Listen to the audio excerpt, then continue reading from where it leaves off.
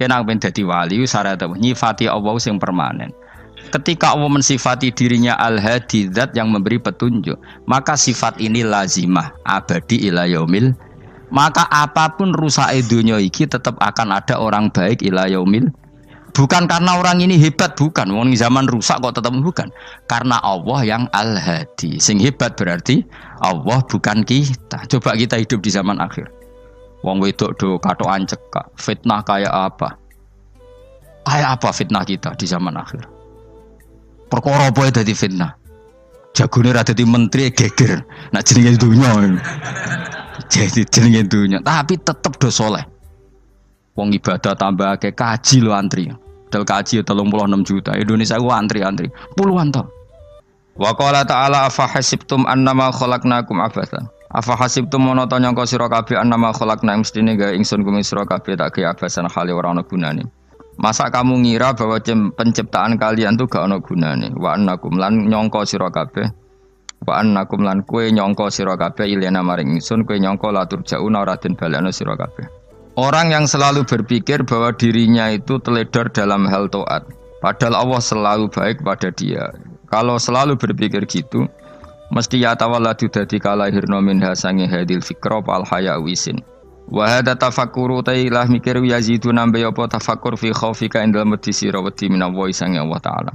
Orang yang berpikir demikian terus isin terus dadekno wedi pangeran wa yahmiluka lan dorong apa iki hada ka ing sira alalau min nafsika ing atase modo awak sira mengkritik diri kamu sendiri wa taubihiha lan melehno nafsika wa mujanabati taksiri lan ngeduwi pepeko wa mulazamati tasmiri lan mulazamah no netepi cangcut. Tasmir mana cangcut nopo serius nih, tasmir bahasa Indonesia ini serius. Kalau orang tahu dirinya gegabah pepeko dalam ibadah kemudian tahu itu disalahkan Allah, pasti dia akan menjauhi taksir itu, sembrono itu, dan selalu nopo serius melakukan nopo ibadah. Mun kula terangno nggih masalah mulai fikrotun fi wa'dillahi ta'ala. Terus kita tahu di Quran di hadis itu ada janji Allah. Kemudian ada napa? Ancaman Allah. Terus yang dijanjikan tentu para wali. Wali wong apik kowe wali sanggepe wali. Wali amatir wali pokoke wali. Terus perilaku sing ora disenengi Allah. Kalau beri contoh nggih sing aman, maksudnya aman itu ada di beberapa kitab. Misalnya Fathul Mu'in.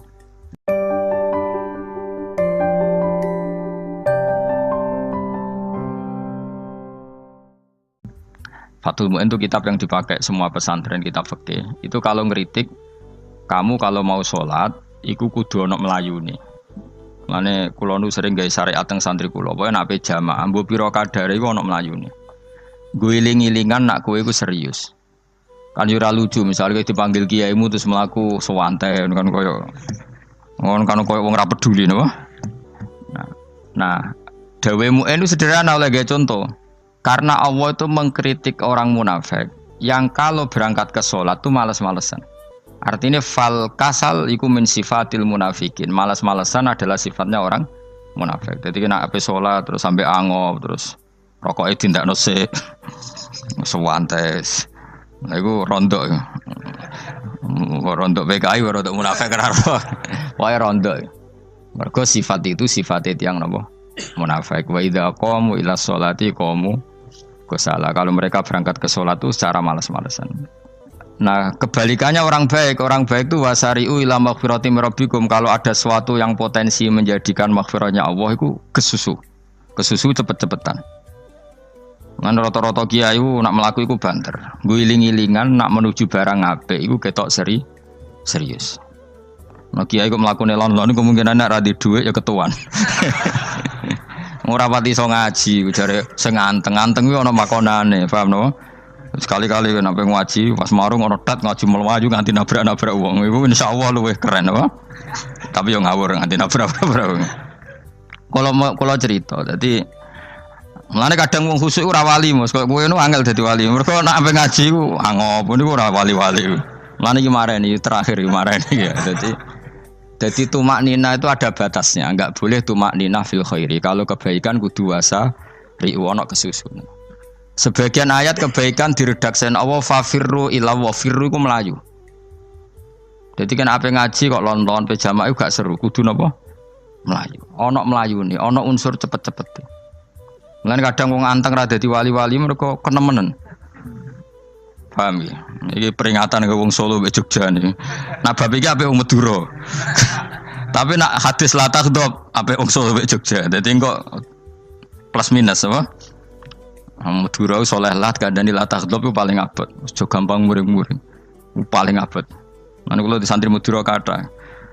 Tak kandhani pantangane hadisnya Madura la takhdhab. Mergo Madura paling susah nak disuruh menahan muring-muring. Nah wong Solo Jogja nak kon kesusu ra gelem. Ngalon-alon watur kelakon Muhammadan. Saiki jog ngaji dirubah no. Sing wong Jogja koyo Ruhin barang Melayu. Sing wong Madura ora napa? Ora emosi. Jadi ya enggak apa-apa, memang kita tidak pernah sempurna. Nah, kula wong Pantura radi seneng misah wong Pantura niku. Mergo belah no. Tapi ini penting kula aturno. Makanya ada ibadah yang Nabi itu tidak kesusu. Bahkan saking kesusunnya Nabi itu pernah ada kejadian dan ini enggak bisa ditiru secara fikih. Saya ulang lagi ini enggak bisa ditiru secara fikih. Ada air itu kira-kira ya hanya sekitar 100 meter. Tapi saya ulang lagi ini enggak bisa ditiru secara fikih. Nabi itu tidak wudu. Tapi tayamum yang dekat sama debu di dekat kamarnya Nabi. Itu riwayat yang memang enggak bisa ditiru tapi harus dibenarkan. Ketika Nabi ditanya, kenapa engkau tidak menuju air itu? Jadi, saya tidak yakin sampai air itu. Padahal saya kesusu nang suci. Jadi saking inginnya Nabi nang suci, itu sudah yang dekat tayamum, saya tayamum. Tapi saya ulang lagi, ini nggak bisa ditiru secara fikih.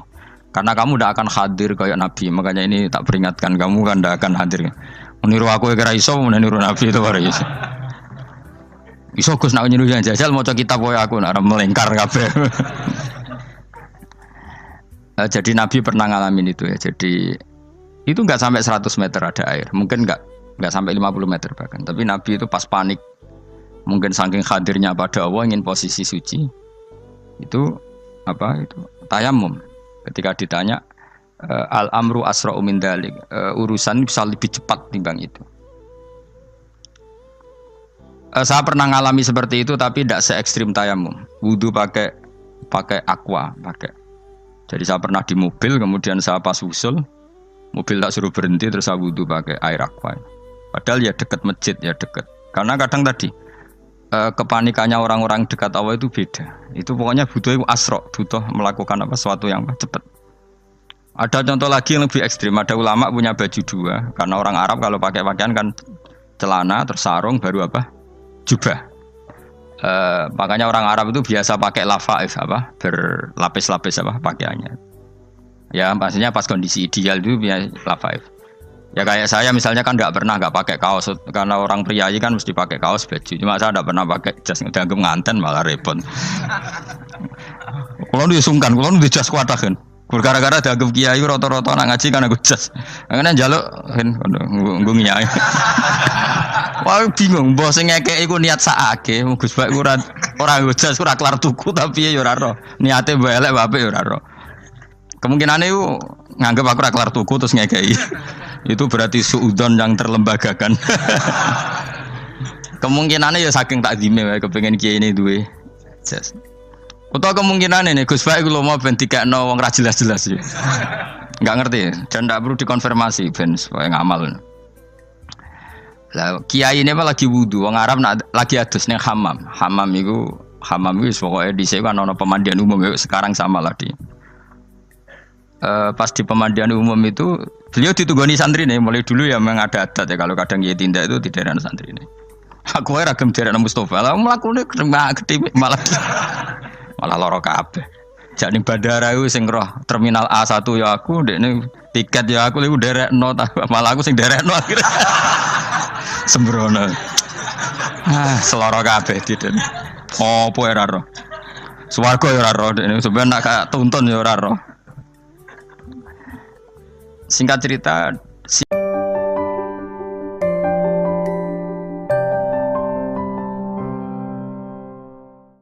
si kiai tadi dengar, Fulan saya minta baju karena yang miskin ini di dalam kamar mandi itu mestinya ya udah. Kiai sudah di kamar mandi, itu bilang ke santrinya, Jong baju itu kasihkan satu sama yang minta tadi. Terus kata santrinya, ya Syekh, halla badaan gosal tambok kamu jangan ke susu, kamu mandi dulu, engkau mandi dulu baru ngasih. Terus kata beliau, hati saya pas itu ingin ngasih. Setelah mandi saya selesai, mungkin hati saya sudah rubah, tidak ingin apa? Ngasih. Jadi cepat itu imma takut mati, sehingga kamu tidak sempat melakukan kebaikan, wa imma takut rubah. Apa? Takut rubah. Kan iso wae pas adus karena mungkin lagi seneng-senenge kena banyu, lomo. Barang 200 medit. Kan yo ora roh. Wah anak pas lomo lakoni wae engko kan iso medit. Atau pas sampai lomo wis mati. Potensi jadi kita ini mengejar waktu mati dan mengejar berubahnya pikiran apa? Berubahnya apa? Pikiran. Pokoknya walhasil dalam semua kebaikan teksnya Quran itu fafirru ilallah, lari. Firor itu maknanya apa? Lari. Itu yang saya minta lah. Jadi apa tradisi tertentu. Tapi memang tradisi tumak nina itu bagus. Saya hormat sama orang Jogja, Solo, Magelang itu hormat. Tradisi tumak nina itu bagus. Tapi kadang kenemen. Karena ada momen di mana kita harus ke susu. Misalnya kebakaran kan ke susu. Kalau takut kebakaran sejak kita harus ke susu, apalagi ini kebakaran rokok, spring, itu lari. Ya, jadi ini kita harus fair. Makanya guling-gilingan. Saya tuh kalau manggil santri kok kurang lari itu tak marahin. Bukan karena saya ingin bikin syariat. Kalau mau jamaah gitu, sa'i samu kudu mlakune iku beda. Makanya sa'i itu kan maknanya melaku kecil. Itu hebatnya Islam. Tawaf itu kan yang 3 kali pertama itu disuruh romal itu lari-lari apa? Kecil. Sa'i juga sama. Itu guling-gilingan kita ndak boleh sowan pangeran dingin-dingin saja. Emang kalau loh.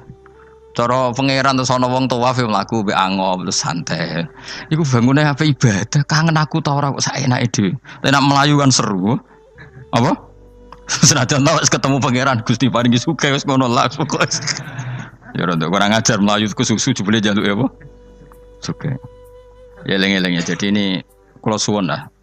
Tapi ora 100 gebut mlaku 120 iku ngawur nek iku. Pokoknya ana kesusune lah, entah berapa kadarnya itu ana. Mergo istilah pangeran apa? Wasari'u bergegas lah. Ya apa? Makanya Nabi dulu pinternya gitu. Ada Bani Sulaim, Bani Ghifar itu punya adat tumak nina. Itu sama Nabi dipuji. Adat kamu bagus tumak nina, tapi dikurangi tumak ninahnya kalau dalam kebaikan harus ke susu. Ada daerah yang temperamental. Dikandani Nabi la taghdab. Ya sama seperti di kita kan. Orang Madura di bab musyawarah ahlul khairat mungkin bagus, tapi di la taghdab kurang. Orang Solo, Jogja di tumak ninah bagus, tapi di musyawarah kurang. Jadi makanya ini barokahnya ngaji ya dirubah sidik-sidik. Maksudnya yang plus minusnya itu dirubah. Karena saya belum pernah menemukan tag orang baik itu diredaksikan tenang, tapi semuanya redaksinya apa? Wasari'u itu apa? Bergegaslah, fafirru, larilah. Jadi fafirru ilallah, maka larilah. Firu itu lari apa berjalan? Lari. Supaya maksudnya lari itu tidak harus lari kayak pembalap itu enggak. Pokoknya ada unsur kesusunnya gitu. Ada unsur bergegas. Dan karena ada etis memang, misalnya saya sebagai anak dikasih tahu babak atau kangkang Gus ibu sedang gerah. Serono sewantai itu kan kayak gak ngergani wong tua. Kudu ono Melayu nih. Dan di sini ini maka diredaksikan di semua riwayat Nabi itu kalau jalan wa idza masa, Nabi kalau jalan itu faka'an namayan khattu min sobabinir taqo. Semua dibak menerangkan apa Nabi kalau jalan itu seakan-akan turun dari tangga. Maknanya cepet. Faka'an naman khattu min sobabinir taqo. Jadi Nabi kalau jalan itu cepet. Ya dong ini ya. Paham ya? Ngiling-ngilingan. Nah, ciri utama berpikir secara Qur'ani adalah apa? Kamu mencari sifat-sifat wali Allah. Dan ternyata sifat wali-wali Allah itu musyaroah ilal khairat, kalau melakukan kebaikan ke susu. Dan sifat orang munafik itu kalau melakukan kebaikan bermalas-malasan. Wa idza qamu ilas sholati qamu kusala. Sehingga kata Fathul Mu'in, kalau kamu sholat kudu ono kesusune, ono nasate, guling-gilingan kamu biar tidak berkategori munafik. Karena orang munafik kalau wa idza qamu ilas sholati qamu kusala. Kalau sedang mau sholat malas-malasan. Nah intinya gitu, cara jadi mufassir, cara jadi pemikir Quran yang baik apa? Sifatnya orang baik dikumpulkan, kemudian kamu ingin diri itu. Sifatnya orang buruk kamu kumpulkan, kemudian kamu menghindari sifat itu. Misalnya Allah cerita Fir'aun. Fir'aun itu penyakitnya apa? Istagna, merasa kumoluhur, merasa tercukupi semua. Itu sifatnya apa? Fir'aun. Tapi sifatnya orang baik itu ya Yuhannasu antumul fuqara'u ilallah. Sifat orang baik adalah merasa fakir, merasa enggak siapa-siapa di depan Allah Subhanahu wa taala. Sehingga keangkuhan itu sifat Fir'aun, merasa fakir, merasa enggak siapa-siapa adalah sifatnya orang baik. Makanya nadumanya Habib Abdul Haddad masyhur itu. Ana abdun soro fakhri dimna fakri, itu yang sering dinyanyikan dilakukan para wali-wali itu apa? Ana abdun soro fakhri dimna fakri. Jadi ana uta ingsun abdun kawula. Soro ingkang dadi apa fakhri kebanggaan ingsun iku dimna fakri mergo fakir ingsun. Jadi saya ini hambamu ya Allah, yang sebagai kebanggaan saya adalah saya selalu butuh kepada Engkau. Karena ciri utama orang jelek adalah hidup seakan-akan enggak butuh sama campur tangannya Allah Subhanahu wa taala. Kalau saya punya uang pasti senang, punya jabatan pasti senang. Saya jadi menteri mesti beres semua, saya jadi gubernur beres semua. Merasa bisa semua itu min sifati Fir'aun, itu sifatnya Fir'aun. Tapi kalau kamu jadi menteri, jadi gubernur, saya tidak siapa-siapa tanpa pertolongan Allah. Saya kiai pun tidak bisa apa-apa tanpa pertolongan Allah. Saya orang baik pun tidak mesti dijamin baik terus tanpa pertolongan Allah. Sehingga selalu la haula wala quwata illa billah. Saya bisa menghindari maksiat ya karena Allah, bisa melakukan taat juga karena Allah. Nah, orang yang seperti ini itu jenis ana abdun soro fakhri dimna fakri. Saya ini adalah hamba yang menjadi kebanggaanku adalah karena saya selalu fakir, selalu butuh kepada Engkau. Ini penting kalau terangkan, jadi supaya orang terbiasa. Dan kalau seneng ngaji ini paling seneng. Kenapa saya ngaji seneng? Karena tadi kebaikannya Allah, nikmatnya Allah saya omongkan.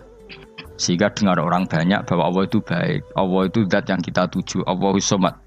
Tapi kalau saya jadi wali karena di kamar 40 dino, paling terkenal wali, terus wong salam template yo ndongakno. Terus untung aku ora untung blas. Lan cara bapak wali be ulama iku mulya ulama. Wali iku nak terkenal wali paling banter wong sowan nggo gula, sing untung ndekne. Tapi kalau ulama menerangkan kebaikan, orang dengar semua, akhirnya Islam menjadi syiar. Mulane padha-padha dadi wali ulama ambek wali iku ya dhuwur ulama. Mbok ambek kowe dhuwur kowe mergo ora ono makome dadi. Terbangem kan cepet koyo kapuk tapi cebloke tok laut. Wong nek ora di makom iku koyo kapuk. Terbangnya cepet tapi gak tahu jatuhnya di mana. Dieling-eling ya, dados kula suwun sanget. Selama ini adat kita buruk. Nak nyongko anteng apik juga anteng fil khairat. Ketika kebaikan pun respon kita anteng, tidak boleh. Dalam kebaikan harus musaroah, harus apa? Musaroah. Musaroah itu kesusu. Nah itu makanya filosofinya apa? Kalau tawaf pertama juga kon cepet. Sa'i namanya ya sa'i. Sa'i maknanya apa? Lari-lari kecil. Jadi kalau bahasa Arab itu masya yamsi masyan itu jalan biasa. Kalau sa'a yas'a sa'yan itu jalan agak lari. Makanya darani sa'i. Kau oleh sa'i kok leha-leha ora oleh.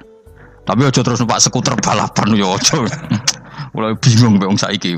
Nah wong sepo numpak skuter pantes saiki sing nom-nom lah do numpak skuter. Terus nek sing wengkek pasangan suami istri skuteran pun tuaf. Aku wis kodho malaikat mbarno aja tampa. Mangkel wong. Lagi ini sing hafal Quran ngalim diselipi ya perkara ade kono kanggo skuter. Aduh maten. Ijek enom nak tuwek eno tak malu. Ijek enom kan. Iku wajib mbok pasutno kan. Pasute wong fikir mandi yakin. Wah, nak yo terlalu senajan to sah yo tapi terlalu. Ijek enom. Kadang kebualah pan sruwet Mas. Piye karepe Arab Saudi ngono diolehno.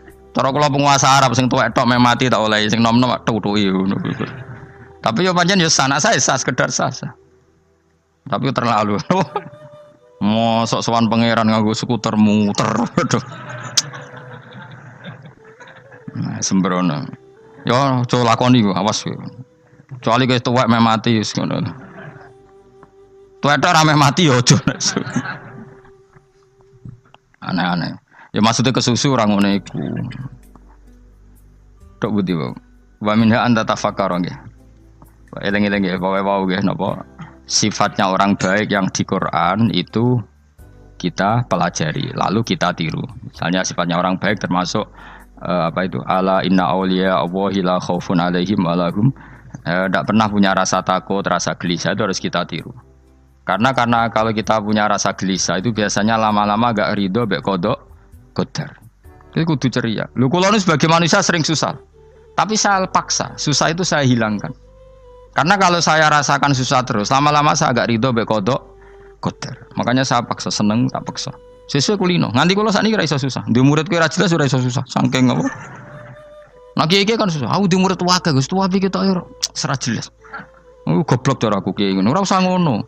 Zaman akhir ana wong ngaji go kitab wis hebat. Ana ngrungokno ngaji wis hebat. Ana ora paham tekone majelis wis hebat. Lah nek paham teko kan wajar.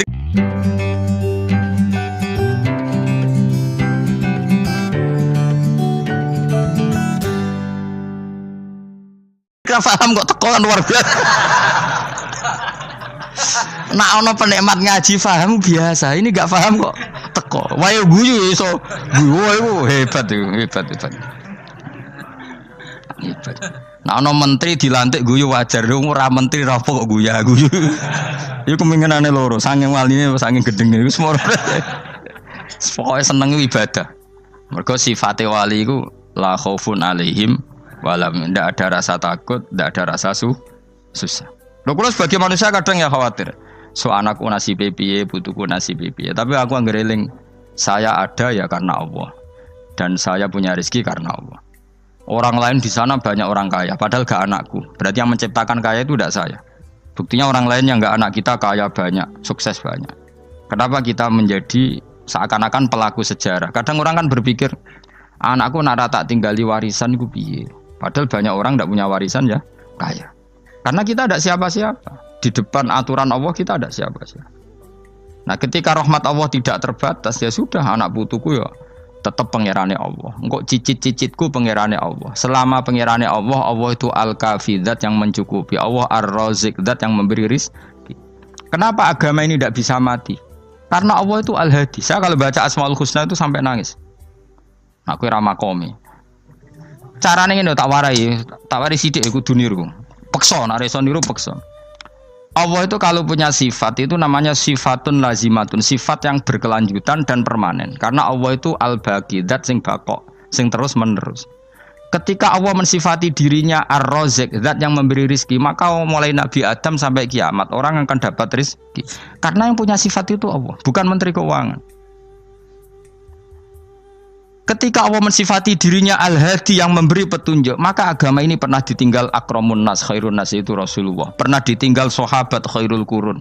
Pernah ditinggal wali songo. Saiki agama dicekel mudin.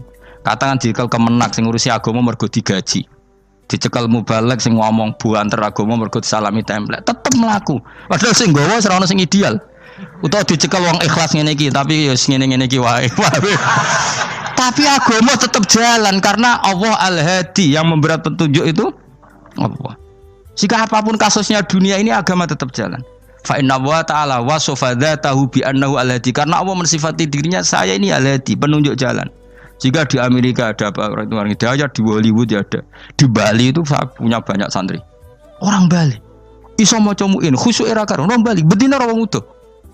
Khusyuk era karuan, kadang wong Gunung Kidul ora tau utuh ora khusyuk ya akeh. Lho mergo pangeran ora iso diatur. Oh di santri Bali ku tiap romo itu menak astagfirullah. Pinggire wong ping pirang astagfirullah wong pinggire. Kowe sing wong Gunung Kidul dolan Bali. Sebelah sing elek bojoku tok. Mulane ana guyon ana wong haji nangis ning multazam tekan apa ke nangis.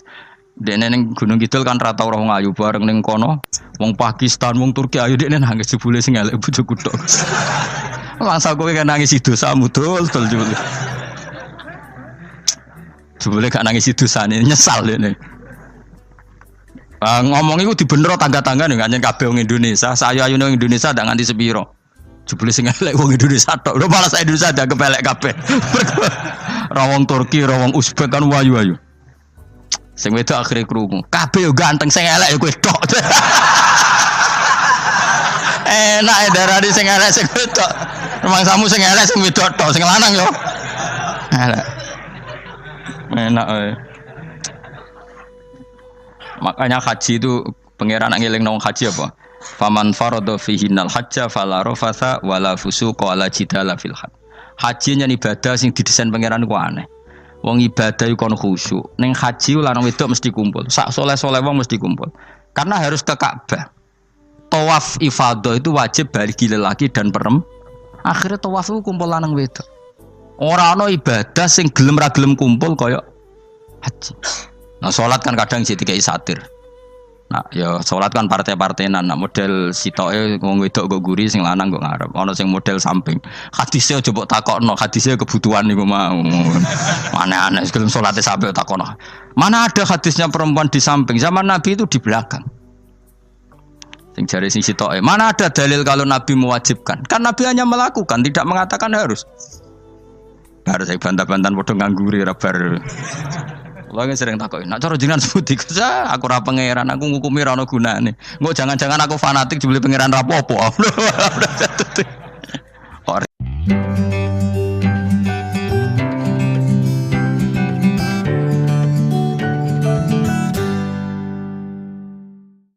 Ribet. Tapi haji itu unik. Normalnya perempuan dalam mazhab Syafi'i itu kan cadaran. Tapi kalau di Indonesia dianggap macam-macam kan selalu cadaran. Tapi haji justru perempuan itu nggak boleh menutup wajah. Aneh. Wong mau ketemu lelaki malah aturannya nggak boleh nutup wajah. Orang ikhram tuh perempuan boleh nggak nutup wajah? Nggak boleh. Kayak apa pangeran uji nyali? Leo karuan. Rai-rai Indonesia roy wong pesek ndek. Terus ketemu wong Uzbek wayu wajib buka wajah. Lho kula dikonco kiai Gus kula niku meh kecelakaan tak takoki apa. Dek niku berusaha ngambung Hajar Aswad. Pas sampe ngambung, pas cah Pakistan wayu pas ngambung. Kiai tenan iki. Cara kula ngambung Gus gak kena waktu. Wes oleh mendingan pangeran oleh beda wong gitu. Bedane pas ning Hajar Aswad. Lha pangeran oleh gocol kancen ngono fala rafasa wala fusuqa wala jidal fil had. Fi iku dhorof. Dadi potensi ngambung wong wedok iku ya fil haji ing dalem haji. Potensi ngeluh ke bojo elek ya fil haji. Mulane kesunatane Indonesia harus kaji bareng bojo perkara yakin. Wes tetap sadar ini. Mas artis Indonesia ambek bakul kebab ning Turki ayo. Artis Indonesia ambek bakul kebab Turki. Ayo di. Ayo bakul kebab. Tapi sing lanang ya padha lho iku. Wong Turki kula nate dolan teng tiang teng toko Turki. Iku penjagane lanang-lanang guanteng. Ning Indonesia jelas dadi artis. Terima pembantu. Manjan irunge bener, jedesane bener kabeh.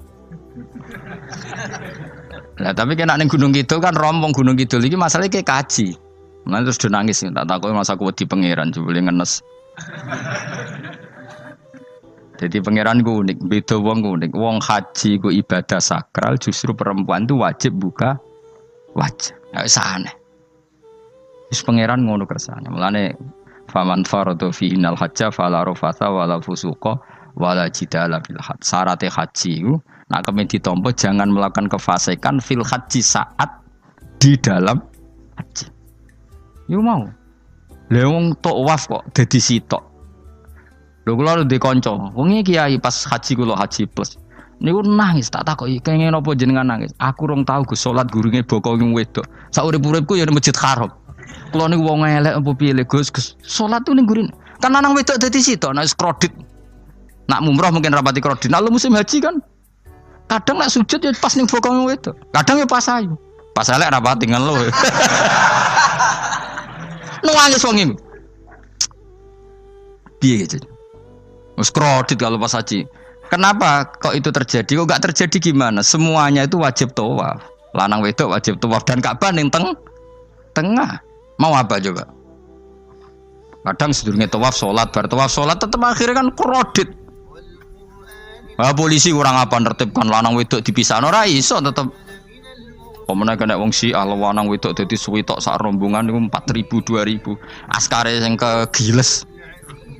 Lah semua Indonesia ya ora gelem. Bojomu sitoke dipisah sing lanang. Wong Indonesia kan ngono ape mlebu Ka'bah kan dipisah mbek polisi sing wedok kan tetep ora gelem. Bojomu sitok dipisah iku piye? Selain wedi ilang napa? Akhirnya ya polisine sing kalah karena kan atau tukaran be askar timbang kelangan apa? Bojo. Polisinya akhirnya paham, maksudnya ini bojoku mau sitok bukan pisah ku piye. Akhirnya polisinya mantuk-mantuk. Iya. Dia calek sitok kok pisah dadi mesti maklum. Dadi eleng-eleng ya. Dadi pangeran niku unik, iku nunjukno nak dadi wali iku ora kudu ning daerah steril. Buktine pas ibadah haji wae ujiane lanang wedok malah kumpul. Ku nunjukno fil ibadah iku ana coba. Wong ibadah kok ana coba ya haji ni. Nek ora coba piye ngambung Hajar Aswad kadang lanang wedok dadi sita. Wong kula bar tawaf jam 2:30 tawaf untuk wong dihir, untuk wong Medan. Untungnya tua kan rapati ayu kan. Jadi kan dekne iku gaduli bojone Mus. Tawaf 2:30 tawaf ifadah tawaf rukun. Lah nyongkone rombongan iku bojone, kan wong lanange kan macak ihram. Kan gak pati ketara. Dekne menawa melok muter ujug-ujug ku melok rombonganku. Nganti aku bar saiki ku ujug-ujug nangis dekne bareng ngerti gak rombongane. Nangis gak iso bahasa Indonesia wah matekno wong. Berarti wakeh kelangan bojo, mergo katut ngarepe ngono. Lah akhire tawaf iku kon nyekel bojone ben ra ilang. Terus ada problem fikih. Madzhab Syafi'i mengatakan nyekel istri itu batal. Di ikhram gak nyekel bojo wedi ilang. Akhirnya kiai-kiai yo nakal, kiai-kiai yo rada nakal. Khusus tawaf madzhab Malik ono madzhab. Ono madzhab kok paket khusus iki. Bangune pulsa apa? Lah yo kita dadi wong NU kadang yo ribet. Kene sing ngekeki madzhab, ngekeki ajaran nak nyekel bojo iku batal. Tapi nak pas tawaf bojom cekeli nak ilang. Akhirnya wong awame takok jare mboten nangsal mbah batal. Khusus. Ya ada di kiai iku ya nakal asline kuwi. Tapi nakale wali wis para pangeran wae. Ya aja niru. Ayo rata-rata wong Indonesia nak tawaf iku nyekel bojone gak digandeng gak? Batal to ora? Ayo batal lho. Batal lho.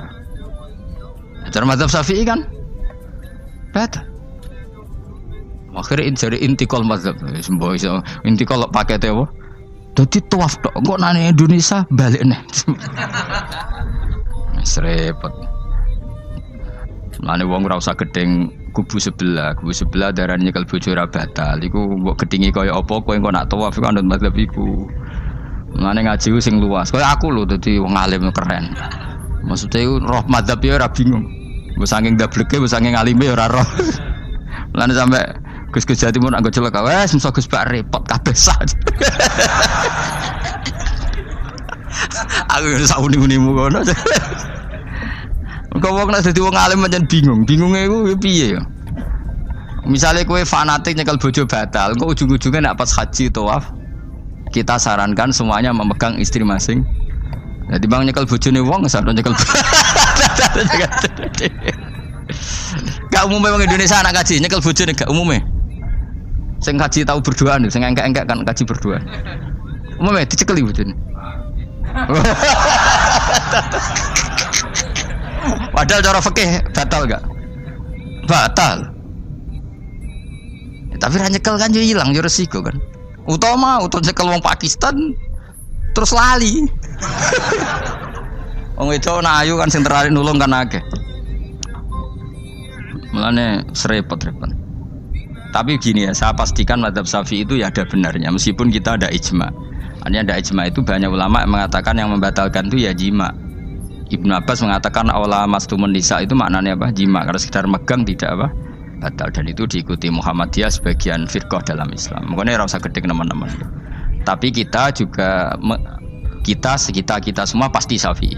Karena logikanya Imam Syafi'i lebih masuk akal. Karena kata Imam Syafi'i itu istri kamu itu tidak mahram. Yang dikatakan mahram itu orang yang haram kamu nikah. Ya berarti ya ibu, putri kan hanya 7 itu. Hurimat alaikum ummahatukum wa banatukum wa akhwatukum wa ammatukum. Sebenarnya hurimat alaikum ummahatukum wa banatukum wa akhwatukum wa ammatukum wa kholatukum wa banatul akhi wa banatul ukhti, berarti 7. Nah wong Jawa ngitung mau 4. Nek cara wong Arab iku 7. Berarti kan ibu ya, ibu, putri, saudara putri kamu, bulik dari bapak, bulik dari ibu, ponaan dari saudara lelaki, ponaan dari saudara istri perempuan. Karena aku ngomong nak jane cara Indonesia mau papa, wong Arab darane pitu mergo bulik iku bahasa Arab nak ko bapak ammah, nak ko ibu khala. Paham ya? Ponaan nak cara Arab ana banatul akhi, anake dulur lanang, ana banatul ukhti, anake dulur wedok. Cara Indonesia kan ponaan, berarti kan bulik mbek ponaan ngono wae cara Indonesia ki. Cara Arab ammah, khala, banatul akhi. Ya mulane Indonesia fikih luwih gampang apalane papat tenan. Mergo bulik ponaan, iku entuk wong papat. Ya bulik cek min jihadil ab, cek min jihadil om, ponaan cek min jihadil ah, cek ukhti. Tapi cara Arab iku ammah, khala. Ana ponaan kok dulur lanang, ponaan kok dulur wedok. Mulane diitung loro wa banatul akhi. Lah iku jenenge mahram, orang yang haram dinikah. Lah orang yang haram dinikah ini kalau kamu nyekel ponaan, bulik bude tidak batal. Nah, istri kamu itu adalah orang yang boleh kamu nikah. Berarti statusnya ajnabiyah, orang lain. Mulane oleh mbok keloni, oleh mbok jima bojomu. Karena orang. Nah, karena berstatus orang lain ini cara Imam Syafi'i membatalkan wudu. Paham gitu nggih? Itu cara berbeda. Jadi yang enggak membatalkan wudu itu yang mahram. Mahram itu siapa? Orang yang haram dinikah. Nah, berhubung istri itu boleh dinikah, berarti status fikihnya ajnabiyah, orang lain. Paham ya? Soal oleh dijima itu karena ada akad tadi, akad nikah tadi. Makanya dawuh Kanjeng Nabi, fa innakum akhadtumuhunna bi amanatillah wastahlaltum furujahunna bi kalimatillah. Jadi halalnya dijima itu karena akad nikah. Tapi statusnya dia tetap ajnabi ya, orang lain. Buktinya orang lain lagi nak mati, idahnya selesai, ya oleh rabi meneh. Engkau bojo keduanya mati nah ya rabi meneh. Makanya nggak tahu dia kalau di surga ikut siapa kalau nanti. Yang jelas gak melok sing neraka gitu. Dan makanya cawe itu ya enak. Misalnya Rabi Ruhil bun neraka, Rabi Mustafa bun neraka, Rabi Kifuat terakhir bun swarga melok Kifuat. Lah apa melok sing mlebu neraka?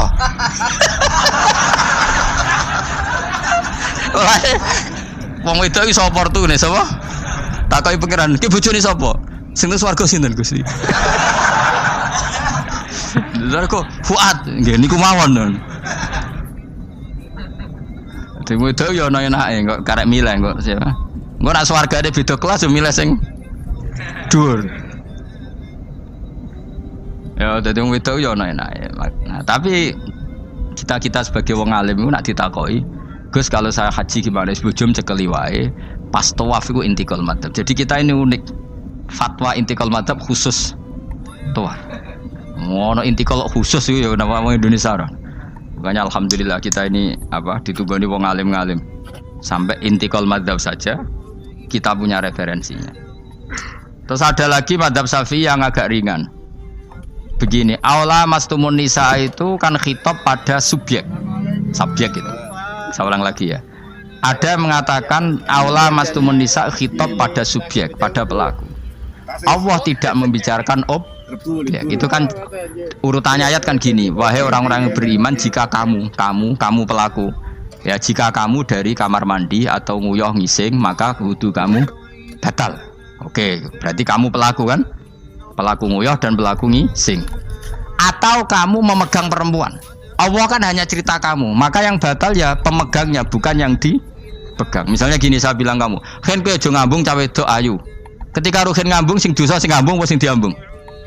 Sing ngambung. Di mana-mana pelaku itu yang kena hukum. Sing diambung kan gak dosa, musibah kan? Wong diambung Ruhin ku isin lho. Nah kan gak mungkin aku mending ngene. Misalnya saya jadi polisi Aceh, polisi syariat, kan gak bisa mentakzir perempuannya tadi. Ono wong ayu ning bis, Ruhin gak kuat terus diambung. Ini yang ditakzir, andai kan kamu polisi syariat, yang ditakzir yang ngambung apa yang diambung? Sing ngambung. Meskipun Ruhin so berdalih salah mayu. Jajal kowe elek ngono.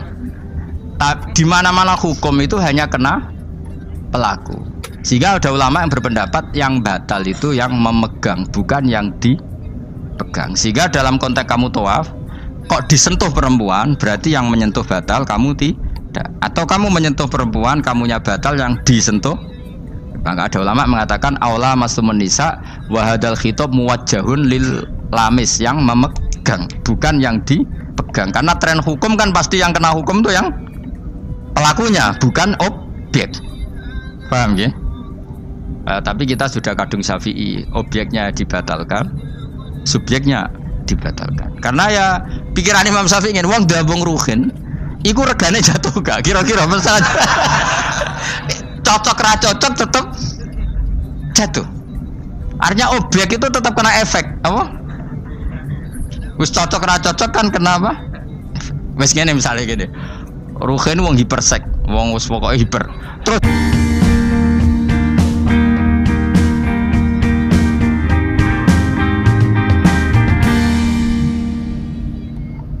dicekel wong Turki, wahyu. Kira-kira dia dikrosot atau ora? Sengaja entuk objek. Jawab. Lho, angen-angen kowe kok aja mikir ngono. Misale ya. Rohin, Mustafa lah, khusuk lah. Kowe bos, kowe terus digandeng wong tok Turki ayu. Krosot gerjel ta ora? Kowe objek lah. Krosot.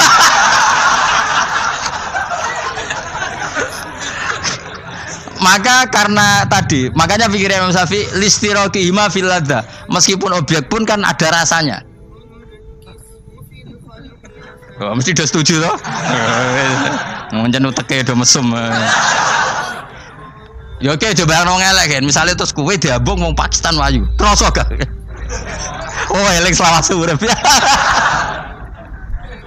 Nah, karena objek ini juga merasakan, maka dibatal pisan Mbak Imam. Nang ngono wudumu ya batal pisan. Kena apa? Lah kok ya kroso kira-kira gitu, Pak. Madzhab siapa? Syafi'i. Jadi tapi tadi ya saya ulang lagi, khusus di tawaf itu rata-rata guru-guru kita. Saya pernah tanya Mbah Mun, pernah guru-guru kita semuanya fatwa khusus bab tawaf karena tidak mungkin terlepas dari bersinggungan sama apa? Perempuan, maka rata-rata disuruh intikal apa? Madzhab. Tapi setelah itu kembali lagi ke madzhab apa? Syafi'i. Jadi maturnya mbek pangeran Gusti intikal semen. Nah Imam Syafi'i jare pamit, Mbah sepunten Mbah niki. Darurat sipil ya. Darurat sipil. Ini sementara saya tinggalkan madzhab napa? Jenengan. Karena memang enggak mungkin, enggak tersentuh. Wis sing paling soleh sekalipun. Pemenang sing kiai kaya kula, kadang-kadang wedok ku luwih nyaman awur kiai. Lho kula roh kiai tenan. Iku wong lanang wedok mulai setengah baya sing ayu sampai sing perawan sampai sing tuwa yo gandeng kiai. Dadi entuk wong papat sekaligus. Ya apa? Yuji nyali tenan, sing wong ayu setengah baya tak takoki, "Mbak, kok ora ambek bojomu?" Gus kula nek urusan ibadah seneng ambek kiai. Waduh. Wah matene wong tenan. Mane dadi kiai ya abot, Mus. Mulane rasa dadi kiai gedhe. Kowe iku penggemare kadang wong ayu bareng, repot. Kiai cilik kan penggemare rapati ayu biasa. Cobane gede. Tapi nek level ya iya meneh level wis wayahe. Serepot. Pangeran kersane. Wis ben ngono. Kabeh kersane pangeran. Saya ulang lagi ya. Kena ben dadi wali syarat nyifati Allah sing permanen. Ketika Allah mensifati dirinya al-hadi zat yang memberi petunjuk, maka sifat ini lazimah abadi ila yaumil. Maka apapun rusak dunia iki tetap akan ada orang baik ila yaumil. Bukan karena orang ini hebat, bukan. Wong zaman rusak kok tetap bukan. Karena Allah yang al-hadi. Sing hebat berarti Allah bukan kita. Coba kita hidup di zaman akhir. Wong wedok do katokan cekak. Fitnah kayak apa? Kayak apa fitnah kita di zaman akhir? Perkara apa dadi fitnah? Jagone ra dadi menteri geger. Nak jenenge dunya. Jadi jenenge dunya, tapi tetep do saleh. Wong ibadah tambah akeh kaji lo antri.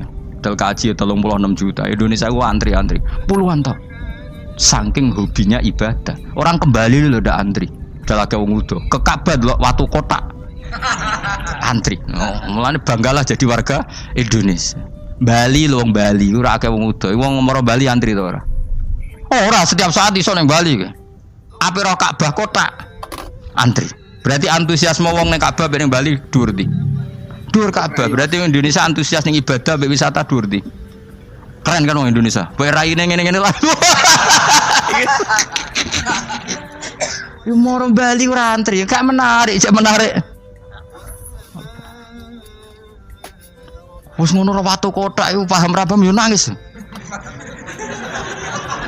Lho aku ketemu awam wong Gunung Kidul budi wae wong desa. Ya wong Gunung Kidul tenan bonjol kula kaji.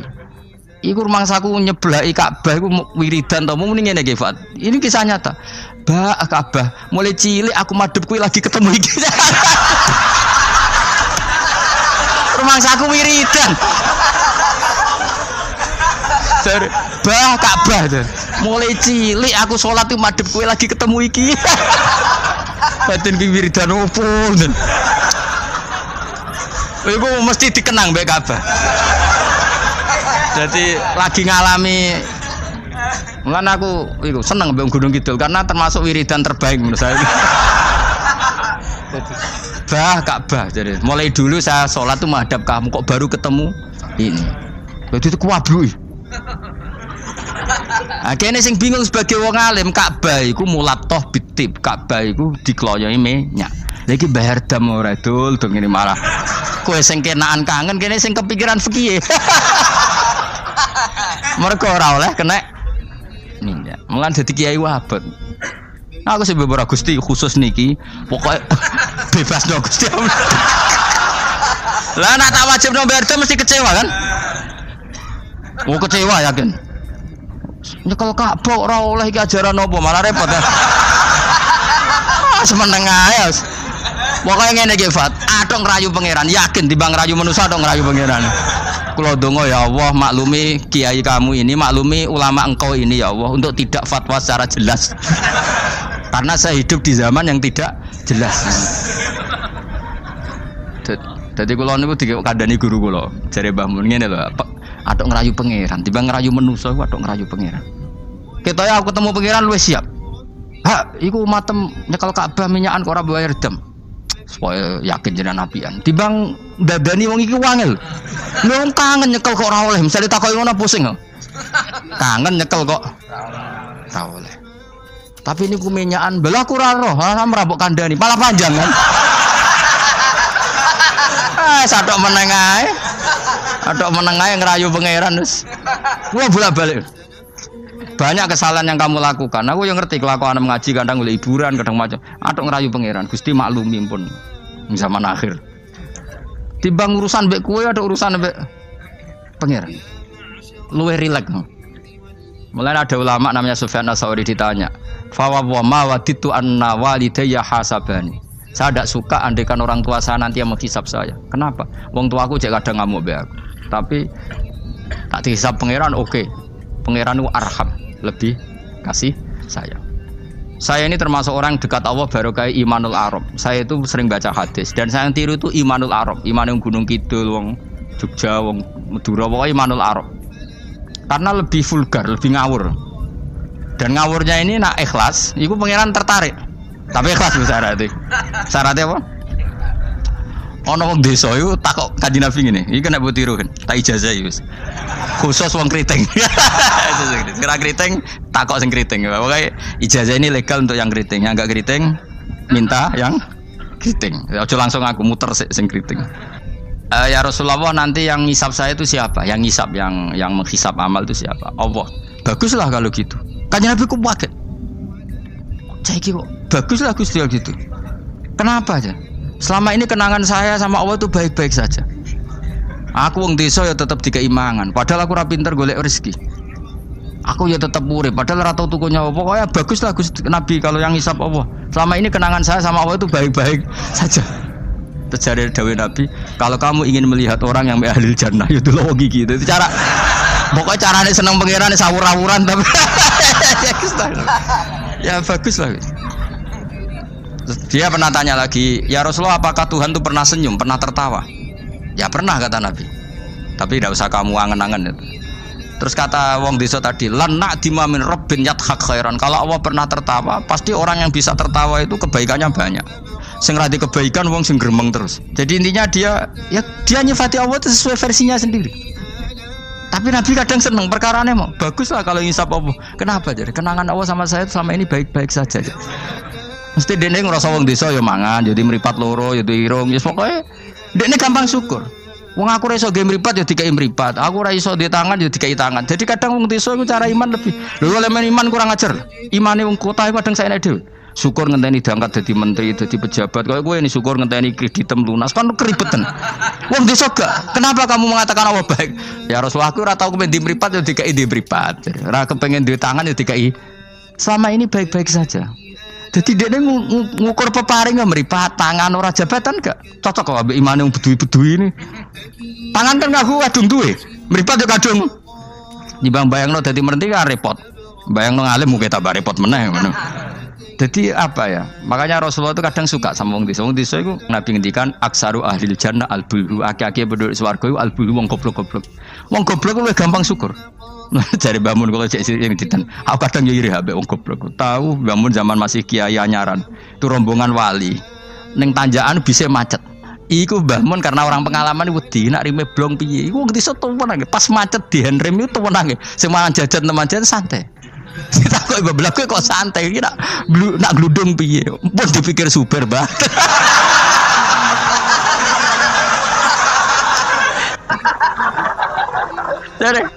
Jadi bangun, kok enak dadi wong apa? Goblok. Kowe kadang ngiri kowe mau. Dekne ngrakuti Ka'bah, kangen Ka'bah. Wangen wae Ka'bah. Aku sing kepikiran. Iki kena minyak terhukumi piye? Kan enak sing dadi wong goblok. Ada ngiri ya, tapi tetep aku mau dadi goblok tetep. Mau aku tetep mau dadi wong goblok mau. Cuma iki cerita irine lho napa? Urip kok penake ngono. Sesuk tak takok ya. Lah kowe mikir bambu swarga to. Lho kan dipikir jenengan nek Gus jenengan kiai ini. Matene wong. Mulane aku di umat kowe yo mikir. Jangan-jangan kowe swargamu ape anut aku. Matene wong tenan. Dadi wong goblok ku penak uripe yo. Radio duit proposal loros, loros kode BPJS kan. Orang untuk sumbangan daftarkan diri sebagai orang miskin. Ben kono dipikir menteri keuangan, pokoknya ram larat, melarat no dewe kondo. Enak dadi wong goblok wong pinter. Coba wong goblok sak Indonesia dipikir pakar-pakar sing dokter. Saiki wong mikir mbak sing dipikir ya nanti. Ayo jawab. Wonor wapat tenanan ngentas kemis. Sing melarat sewantai ngopi rokokan. Santai. Aku kadang giri bagus. Bapak itu anggar, bapak aku subuh kan ngaji nyemak bocah-bocah. Ben mlaku. Delok wong lan pawam ning warung-warung semeneng. Wong kok enake ngono. Marung pantes, rokokan pantes, utang yo pantes. Ngene kiai utang ra pantes, rokokan ning warung. Ra pantes. Mulane berbahagialah para orang bodoh ya udah ini. Seneng kalau kadang ya Allah. Lah iku nunjukno pangeran, rahmate ku jembar. Sing alim ya untuk nikmat alim, sing bodoh ya untuk nikmat. Bodoh ya sing kena sing bojone elek mau aku enggak. Bojone elek ra wong ayu jan ngenes. Cuma ke joger ngenes di bojomu luwe ngenes di bojo kowe. Lah iku sesama ngenes ra usah saling kritik. Nampa kodok koder napa? Nampa kodok. Ya wae kula suwun pokoke urip ning donya sing seneng. Nek iso seneng, iso seneng. Mergo seneng sifate para wali ala inna auliya Allahi la khaufun 'alaihim wa lahum yahzan. Para wali itu sifat dasarnya enggak pernah rasa takut, rasa susah. Mergo susah itu tetep nak mbok terus-terusno iku dadi ra rido mbek kodok. Kula nggih sebagai manusia kadang nggih susah. Kadang nyun sewu ya kadang pas ibu gerah, saya sendiri kadang kurang sehat macam-macam. Tapi aku reling ibu gerah berarti gerah itu nambahi ilangi dosa, nambahi aku hormat ngerumat ya ibadah, sing loro ya ibadah. Sing ngono seneng Mas. Kayak aku ngrumat kowe mangkel asline. Tak ulang mulai 2000 piro kok perkembangannya yang ngene-ngene wae kula. Kula mulang mulai 2005 coba perkembangannya piye. Iki lho seksine santri awal iki. Apa terus cobaan dadi kiai kan yo ora. Ora perubahane Mustofa baru kan. Tak takok-takokno iku ya tetep ae. Kowe terus dadi khotib gak? Gak ono ya, gak ono perkembangan. Cara nuruti sebagai guru mangkel. Maksud aku sampean krungu kabar Mustofa dadi mubalek kondang, taruhin, ta dukun kondang kan ya ora krungu kabar. Ya wis ngene-ngene wae. Tapi menawa barokah didikan ikhlas sehingga ora pendek karir. Ya tapi jenenge kiai sati gede seneng ya. Ora cek urip wis seneng. Ngono ae ora usah ngenteni alim kemen kecewa. Boy latih seneng latih. Saya pernah baca kitab dan itu tak kenang betul. Adat yang dibikin Allah pasti lebih baik dari bayangan Anda. Terus ning kitab itu contohnya ngene. Umumnya orang kalau kaya kan temannya banyak. Ketika miskin teman-temannya itu menghilang atau menghindar. Itu kata kitab itu tuh bagus. Adat begitu itu bagus. Allah bikin adat itu tuh berkah. Coba kalau kamu temannya orang kaya-kaya, ketika kamu miskin teman kamu tetap dolan. Pasiku kue becak, pasiku kue buruh ning wong. Kayak apa malunya kita? Jadi tontonan teman-teman kita yang dulu kah? Ya. Barokahnya Allah bikin adat nak kita melarat ora ditiliki pas melarat wis ora ono sing roh. Lu malu lho melarat dadi delok-delokan. Ayo kowe dhisik sugih tumpakan Ferrari, geng Lamborghini atau geng Mercy, mbok geng Alphard. Bareng ngono kowe melarat bure wong disentak-sentak mbek majikanmu. Ditiliki kancamu dhisik. Isen gak? Ayo milih ditiliki atau ora ayo? Milih ora kan? Artinya Allah bikin adat nak melarat ditinggal temannya itu bagus. Nikmati wae. Selama ini orang kan gerutu, wah aku semelarat konco lali, apik lali ngono lho. Dong to. Artinya Allah kalau bikin adat tuh nikmati wae. Wis lho kan. Wis lho melarat digedul-gedul aduh. Ya milih digedul-gedulan ora? Milih ndak kan? Lah milih ndak terus Allah bikin adat lalah konco-konco kita zaman sugih lali. Bisa anggap iku barokah. Tapi uang kadang kan gak terima. Padahal Allah bikin adat itu dikira-kira. Tetap apa yang jadi sunnatullah itu yang terbaik. Dalam Islam senang itu sudah ibadah. Jadi di antara ibadah terbaik manusia itu senang. Jadi kalau analoginya kita dikasih rumah teman atau mertua atau guru atau siapa saja, hal paling menjengkelkan itu ya sudah dapat gratisan gerutu itu geremeng. Nah ini kita sudah pakai buminya Allah itu gratis, pakai airnya ya gratis, pakai oksigen ya gratis, kok masih gerutu, itu sudah jadi hamba yang nggak bener itu.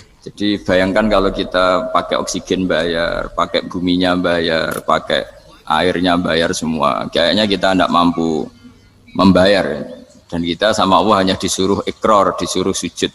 Pentingnya ilmu satu bahwa itu akan menjadikan satu perilaku. Misalnya begini ya, dulu itu kiai-kiai Jawa zaman dulu itu berpatokan karena dulu pemerintahan Hindia Belanda, seorang lagi masih pemerintahan Hindia Belanda. Itu dalil yang sering diutarakan itu sebaik-baiknya Umaro itu yang datang ke ulama, terus sejelek-jeleknya ulama itu yang datang ke Umar. Tapi semenjak pemerintahan Indonesia dan kemudian ditandai beberapa tokoh kayak Gus Wahid putra Kiai Hasyim jadi Menteri Agama, ada Gus Wahid putra Kiai Wahab juga jadi Menteri Agama, ada Kiai Fatur Rahman keluarga Mbah Maimun, keluarga Sarang juga pernah jadi Menteri Agama. Kemudian bersamaan dengan itu dibangunlah satu pegangan ilmu. Pegangan ilmu ini penting karena ini yang mengilhami semua orang Islam, terutama ya utamanya ulamanya. Ada seorang ustadz, seorang guru ngaji yang karena melihat rata-rata penguasa itu zalim ya, datang ke Harun ar-Rasyid. Ini perlu disemak, datang ke Khalifatullah atau Amirul Mukminin Harun ar-Rasyid. Karena beliau seorang raja tentu terduga lah atau ya umumnya atau gimana lah istilahnya itu ya rata-rata ya agak seenaknya namanya raja, namanya penguasa. Ini dalam pikiran ustadz itu tidak mesti dalam fakta. Kemudian si ustadz itu matur, ya Amirul Mukminin, inni nasihun lak famusyaddidun alaika fala tajidanna fi nafsika syai'an. Saya ini mau nasihati Anda, kemudian saya cara nasihati itu keras. Tolong jangan dimasukkan hati. Dia bilang famusyaddidun alaika. Saya nanti kalau nasihat itu keras sekali. Tolong dimaklumi karena ini penting karena Anda harus dinasihati secara keras. Tapi sebelum nasihat itu diutarakan kata Harun ar-Rasyid karena beliau Bani Abbas dan beliau orang alim termasuk muridnya Imam Malik. Kata Harun ar-Rasyid, uskut, kamu diam Ustaz. Inna Allaha ta'ala arsala man huwa khairun minka ila man huwa syarrun minni.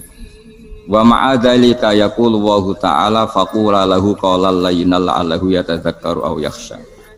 Jadi ini sekaligus etika dan norma ya bagi semua dai di Indonesia dan semua kita.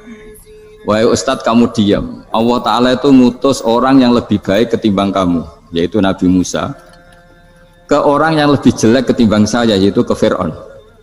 Itu saja harus pakai etika faqula lahu qawlan layyinan. Kamu harus ngomong yang halus. Jadi intinya ini Harun ar-Rasyid komplain. Kamu itu kalau jadi ustadz ngaji kira-kira gitu. Jadi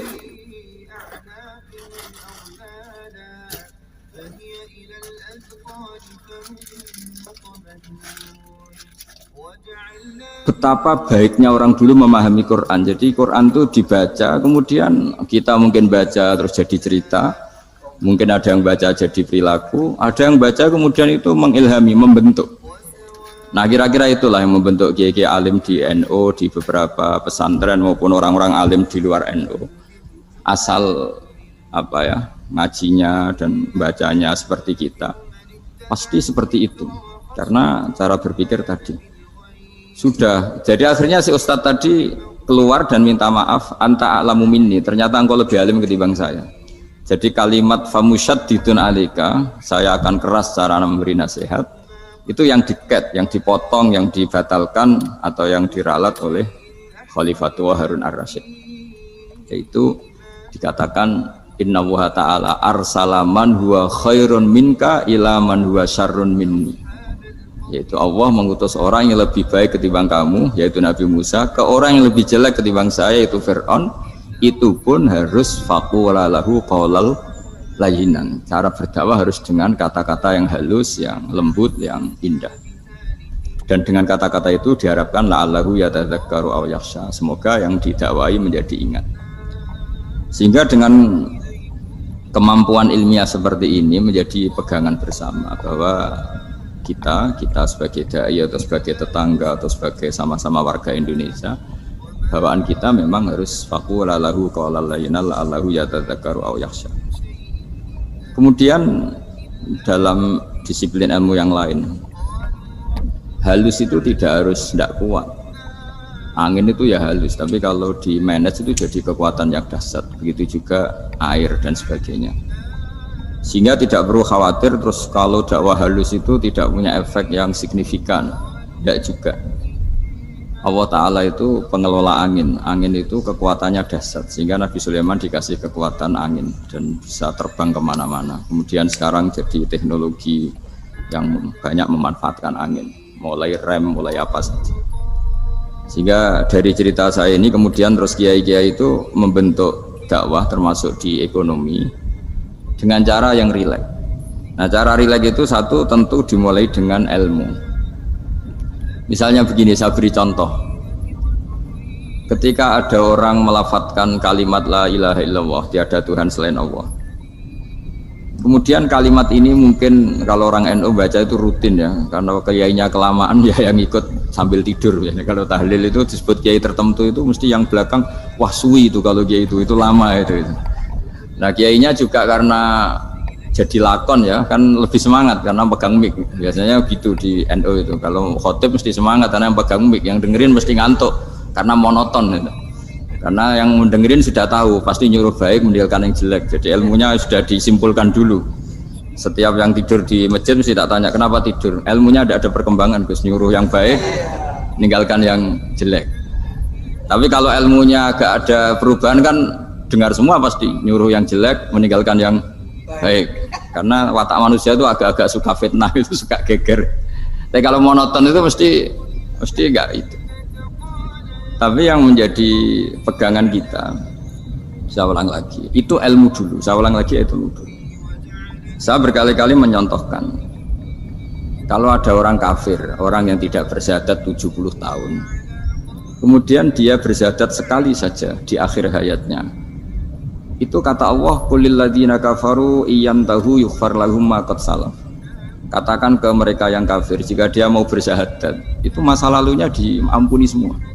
Sehingga kedahsyatan kalimat ini luar biasa. Orang yang kafir 70 tahun saja barokahnya la ilaha illallah ini dosanya bisa diampuni semua. Nah kemudian karena ilmu ini tidak begitu populer atau kurang dipopulerkan atau kita sendiri kurang menghayati, sehingga la ilaha illallah itu lebih dianalisis cara lafadz ini, pelafatannya ada sanadnya ndak ya. Terus cara melafatkan bareng-bareng seperti itu ada tumpengan ini bid'ah enggak ya.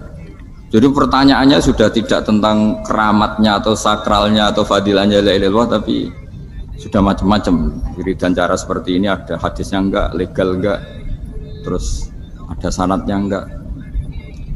Jadi saya mohon semohon-mohonnya untuk teman-teman yang di Al-Iman itu harus ngaji ya. Ngaji itu nanti kamu tahu cara mandang sebuah ibadah atau perilaku atau apa sajalah tahu. Karena al-ilmu yurisul ahwal, ilmu itu bisa mengilhami cara pandang. Dulu yaitu saya ulang lagi, ketika zaman Hindia Belanda, karena pemerintahnya Hindia Belanda itu ulama-ulama keras sekali, sejelek-jeleknya ulama itu yang datang ke Umaroh. Tapi setelah era Mbah Hashim, era sampai Mbah Maimun, itu mereka peduli sama Umaroh, sama semuanya sama-sama warga Indonesia yang ingin melihat Indonesia yang lebih baik. Sehingga banyak ya kakak saya sendiri pernah wakil bupati, terus putra Mbah Maimun wakil gubernur, ini teman saya Ki Hafid ya bupati.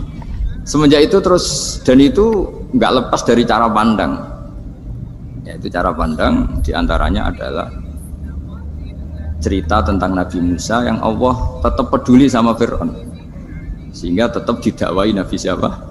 Musa. Dan posisi Musa datang bukan memanggil.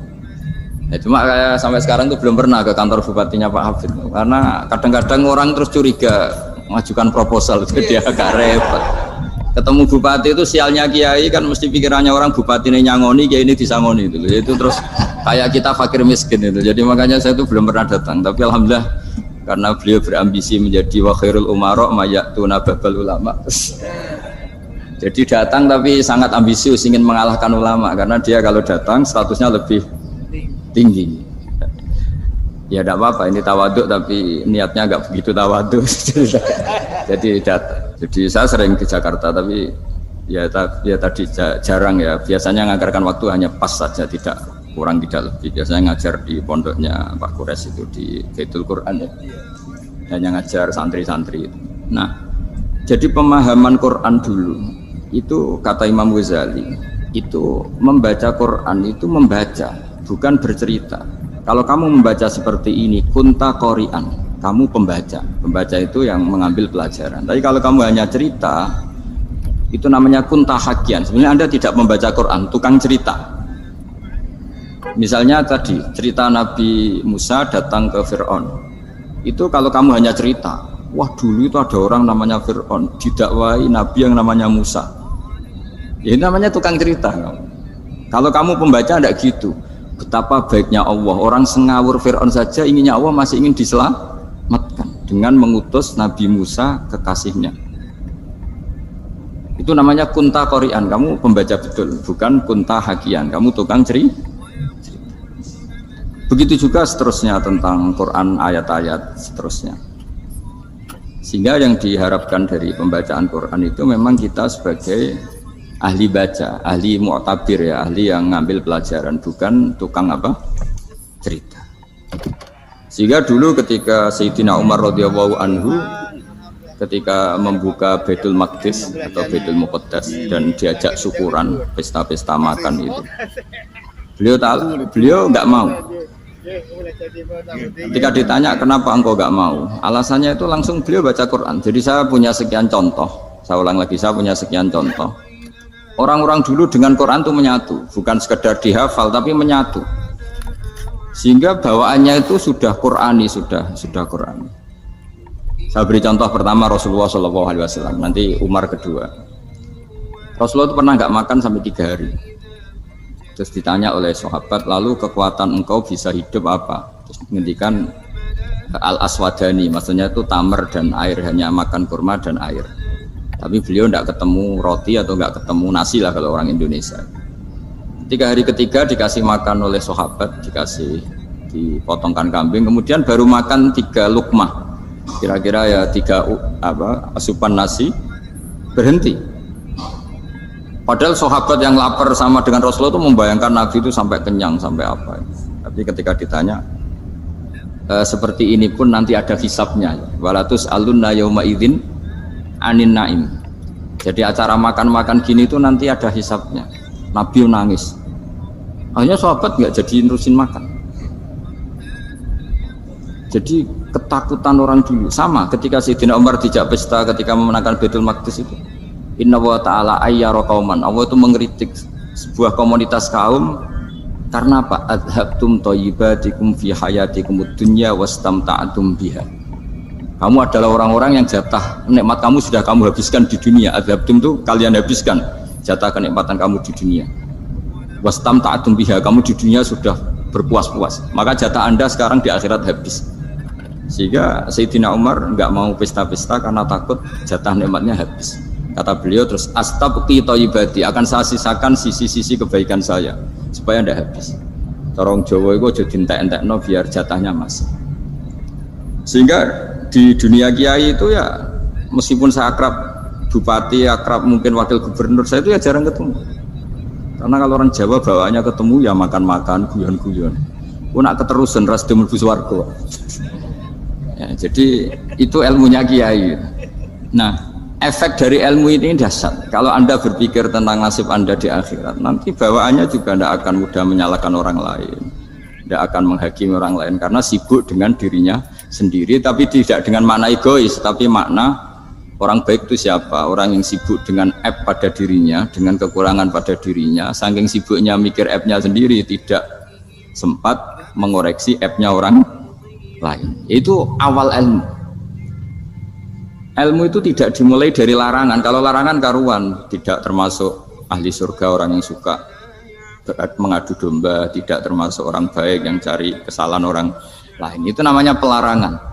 Tapi ilmu itu di atas nahi, di atas pelarangan itu. Kamu punya kesadaran bahwa kamu itu yang penting selamat dulu, jangan memikirkan orang lain. Dengan makna bukan egois, tapi dengan makna supaya tidak menyalahkan orang lain. Nah, saya termasuk ya boleh dikatakan kiai lah yang paling fanatik bahwa semuanya itu harus dimulai dari ilmu. Ya saya ulang lagi, dimulai dari ilmu.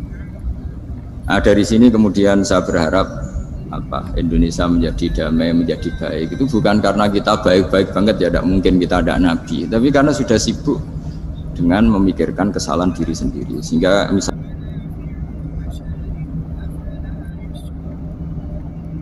kita baca Quran, Rabbana zalamna anfusana, lalu kita langsung ingat betapa hubungan kita dengan Allah tuh harus ikrar dulu, merasa zalim dulu, merasa salah dulu.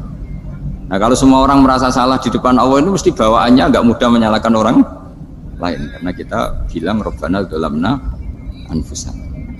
Nah, itulah ilmu-ilmu yang mungkin banyak pembaca Quran tapi hanya baca, atau kalau baca ini tok disebut al-haqi, ahli cerita.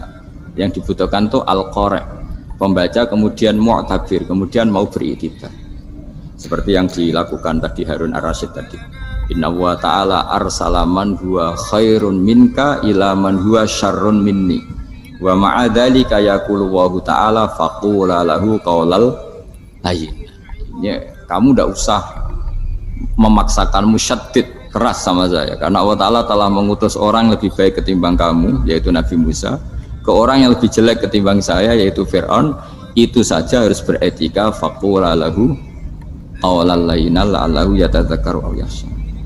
Dan alhamdulillah bawaan kita sebagai orang timur atau orang Jawa itu kalau mau ngandani orang itu halus sekali. Di antara bentuk kehalusan kata-kata diceritakan di ayat lain ketika Nabi Musa ketemu Fir'aun. Dawuhnya begini, fakul apa itu yang di juz 30, yang juz di juz 30 ini yang bagian dari, kan tadi hanya fakul lahu qaulal layyinan. Lahu qaulal layyinan itu bentuknya apa? Ya, bentuknya apa? Itu Nabi Musa disuruh ngendikan sama Fir'aun. Apakah kamu mau saya nasihati? Fakul halaka ila antazakka. Halaka itu pilihan, hal itu istifham, laka itu otoritatif. Jadi betapa santonya kalimat itu, fakul halaka ila antazakka. Jadi kalau dimaknani model Pak Hafid, model saya ngaji di sarang itu, halaka onoto iku kedue sira, berhak bagi kamu, berhak bagi Anda, apakah Anda berhak loh mendapat nasihat supaya kamu Anda jadi orang yang lebih baik. Halaka ila antazakka. Jadi tidak kalimat perintah, tapi kalimat pilihan. Apa engkau mau saya beri nasihat? Wahdiyaka ila rabbika fatakhsha. Dan saya beritahu kamu tentang Tuhan dan kemudian kamu menjadi orang yang baik, fatakhsha, orang yang punya khasyah, punya. Jadi kayak apa kalimatnya itu? Napa jenengan kersa? Itu kalau orang Jogja, orang-orang daerah-daerah yang berada nyugui tamu itu kan, ayo makan-makan, itu kan kayak tamunya itu kelaparan. Masa Pak Yusuf Mansur kelaparan? Tidak mungkin kan. Masa Ustadz terkenal kelaparan kan tidak mungkin itu. Monggo, nopo jenengan ngersakno. Karena bisa saja tamunya itu tidak kerso, mungkin karena darah tinggi, mungkin karena takut dianggap fakir miskin, macam-macam kan orang tidak.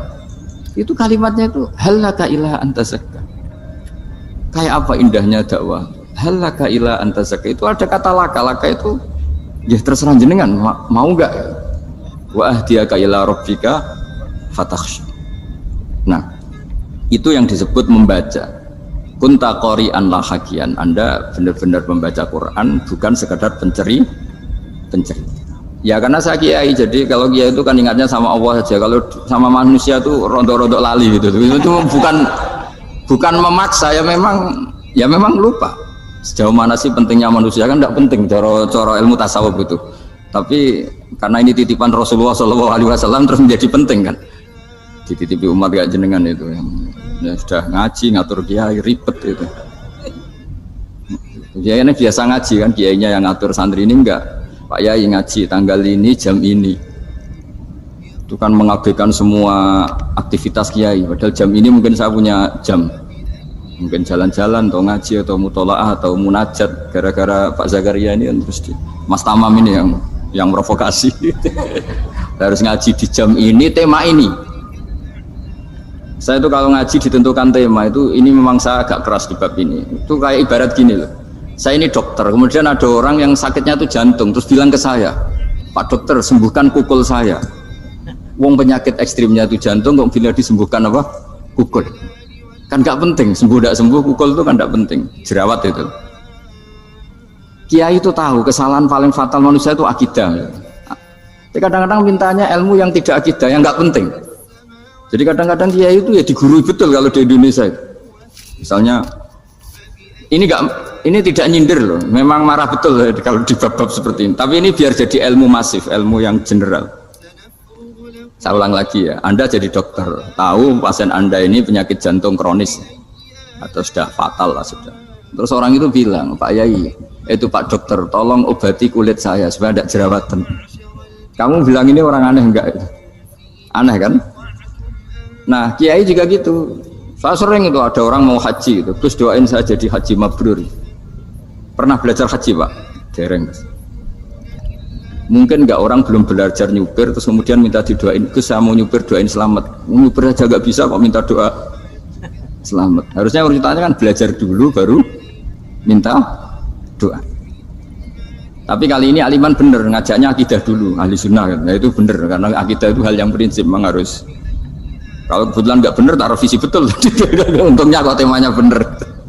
Jadi saya mohon ke seluruh orang-orang yang mau ngaji ke kiai itu, tema itu biar yang milih kiai supaya tahu prioritas yang harus benahin. Jangan tema yang milih, jangan-jangan tema yang kita pilih itu tidak mendesak atau tidak penting. Ini bukan apa-apa, ini saking ingin baik saya ya, keinginan baik saya supaya dulu zaman sahabat ya gitu. Kalau ada pertanyaan salah sama Nabi dibenerin, cuma Nabi terlalu bijak. Cara benerin tuh enak. Kalau saya karena tidak Nabi saja ya agak-agak kasar kan. Kalau tidak Nabi tidak wajib bener terus. Yang wajib bener terus itu Nabi. Saya beri contoh ya. Nabi itu ngendikan tentang kiamat. Kiamat itu dahsyat, mengerikan gini-gini. Kalau pikirannya orang kampung itu begini, Nabi ini aneh. cerita kiamat dahsyat tapi nggak ada tanggalnya, nggak ada tahunnya. Harusnya ada dong biar kita bisa persiapan. Sehingga Nabi disomasi di tengah-tengah khutbah itu, ya Rasulullah mata sa'ah. Nah, karena ini orang Bedui, Nabi nggak dengerin, maju ulang lagi. Mata sa'ah ya Rasulullah. Ketika Nabi mengabaikan itu ada dua kelompok sahabat, yang satu bilang lam yasma, Nabi tidak dengar sehingga mengabaikan. Yang kedua bilang sami'a wa kariha, Nabi sebenarnya mendengar tapi tidak berkenan. Tapi diulang lagi ketiganya, ya Rasulullah mata sa'ah. Akhirnya Nabi jawab, mau tidak mau, karena kalau enggak ya namanya orang Bedui ngomong terus. Nabi balik tanya, ya karena cara berpikir dia kalau kiamat itu jelas kapannya kan bisa persiapan ini. Paling enggak pas mau kiamat terus pas ngaji Quran apa kan bisa persiapan itu. Akhirnya Nabi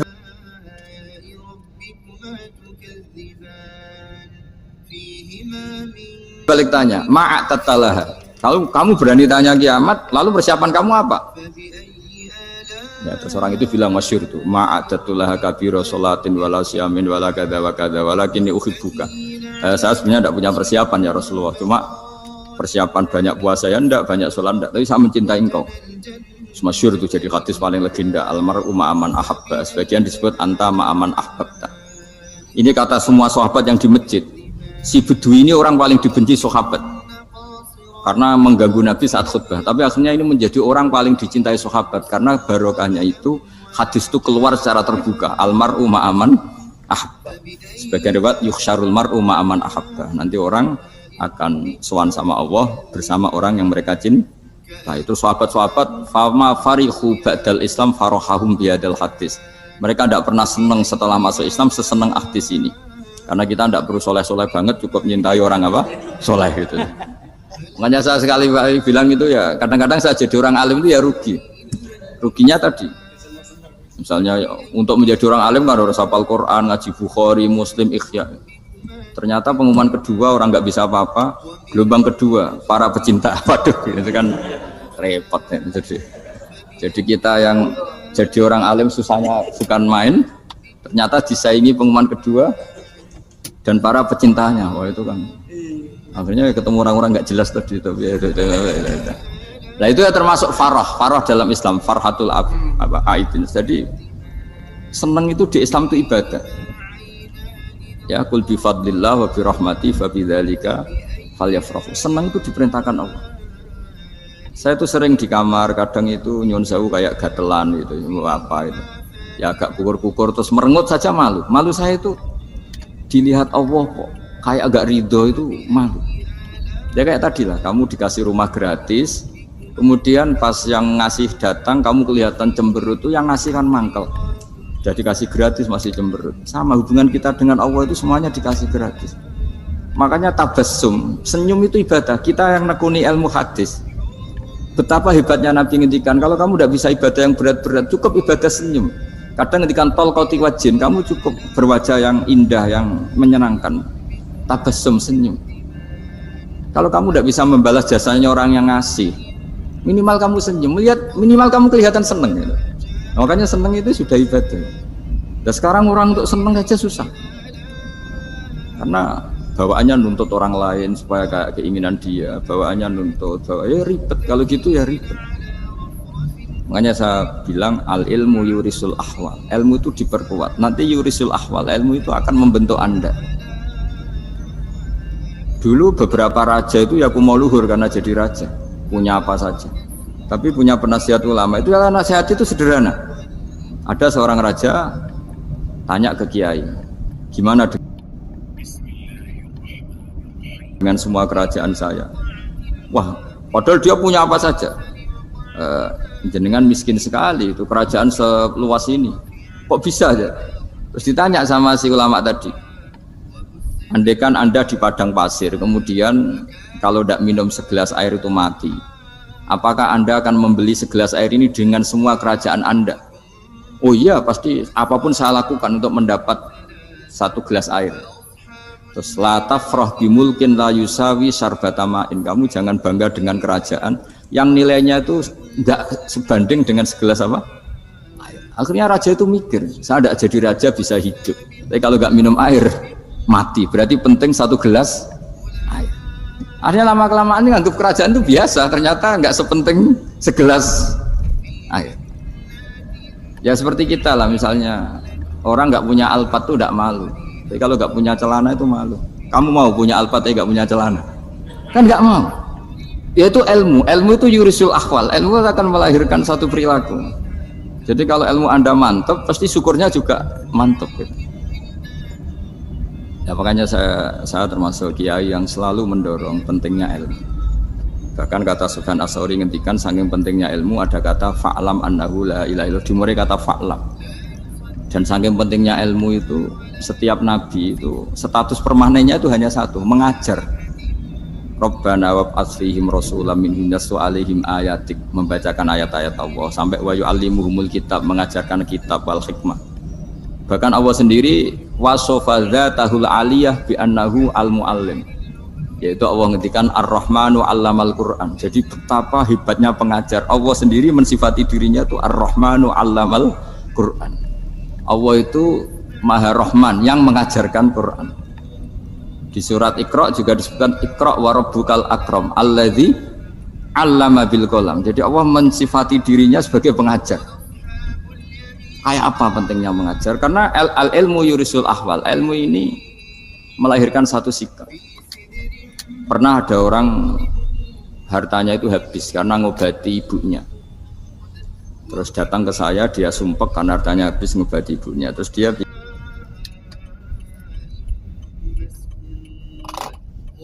bilang, Gus saya ini sekarang sudah miskin karena ibu saya sakit dan harta saya habis untuk ngobati ibu saya.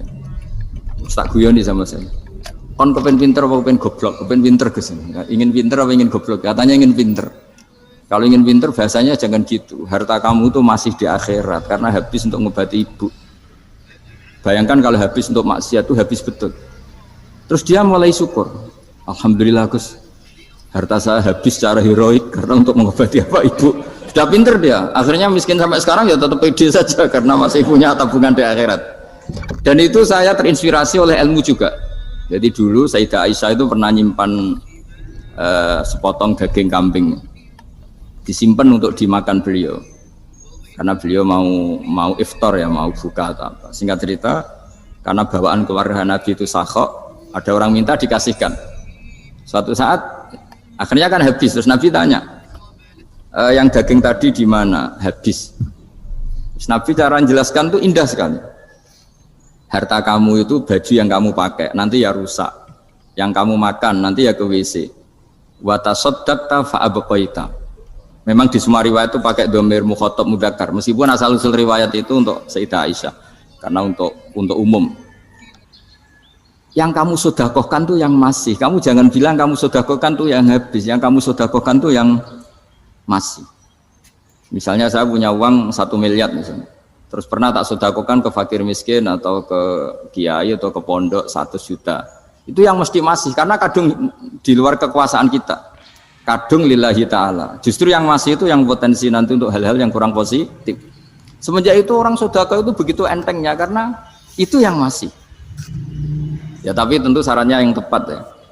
Saya sekarang sering kampanye sedekah tepat karena misalnya sering saya itu didatangi orang kaya. Gus saya ini punya uang banyak, ingin punya masjid biar dipakai orang Jumatan. Terus saya bilang, kamu ingin jadi orang baik betul apa baik versi Anda? Baik betul Gus. Tak ajarin mau, gak tersinggung, mau Gus. Kalau Anda bikin masjid di kampung Anda, masjid terbaik di dunia sekalipun, yang bingung saya ahli fikih. Kok bisa? Kan terjadi 2 Jumatan, nanti sahnya yang mana? Kamu enak aja bikin masjid, kamu bikin masalah baru bagi kiai fikih di daerah kamu. Belum nanti orang terus migrasi ke masjid Anda karena lebih baik, koriknya lebih baik. Kamu membunuh masjid yang lebih tua, itu nggak sopan sekali, masjid itu sudah lebih tua kamu. Akhirnya mikir, nggak usah Gus kalau gitu, sedekah apa saja yang penting perintah jenengan gimana. Ya sudah. Jadi sedekah itu juga harus dibina supaya kalau orang kan bisa saja kan uang 100 juta itu untuk fakir miskin manfaat, ternyata untuk masjid yang sifatnya aksesoris, untuk lampu yang kristal yang mahal-mahal bukan yang pokok. Itu pentingnya ngaji ya. Jadi lagi-lagi al-ilmu yurisul ahwal. Ilmu itu melahirkan satu sikap. Jadi ketika ada masjid baru, kalau orang nggak bisa ngaji fikih, wow ada masjid baru, masjid banyak. Tapi kalau yang ngaji fikih ngerti ini malah ada masalah baru karena ada ta'adudul Jum'atan. Gimana hukumnya 2 Jum'atan dalam kondisi yang tidak mendesak. Makanya sekarang saya baru kampanye itu. Dulu itu kalau ada masjid banyak itu kan faktornya beda ormas, beda pemahaman atau agak jauh. Masih hukum sosial. Atau bawaan kondisi. Misalnya di dekat UGM itu ada masjid kampung pertama. Bawaan masjid karena ada kantor besar, atau bawaan ada pabrik besar, atau ada sekolahan besar.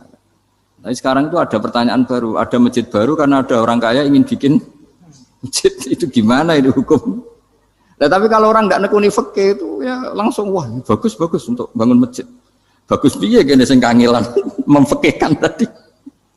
Nah itu ilmu. Jadi kalau yang tidak nekuni fikih itu ya tidak tersiksa, tapi yang nekuni fikih itu pasti tersiksa karena seperti itu tadi.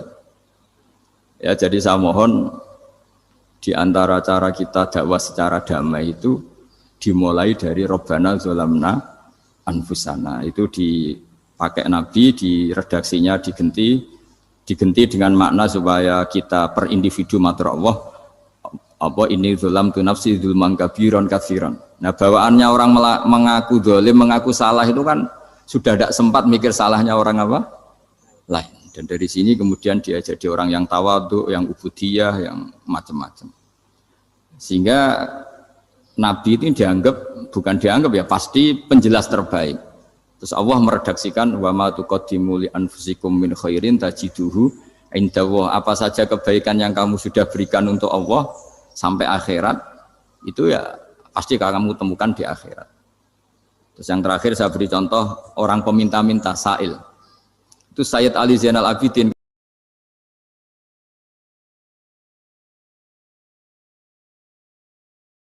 Kalau ada orang minta-minta, terus dikasih. Misalnya dikasih ya 100.000 atau 50.000 atau 10.000 sesuai kemampuan yang memberi. Itu marhaban biman hamala zadi ilal akhirah. Saya terima kasih ya, gara-gara kamu minta, uang saya jelas sudah sampai akhirat. Coba kalau di rumah, bisa saja untuk hal yang tidak positif. Jadi bawaannya itu, cara pandang itu rubah.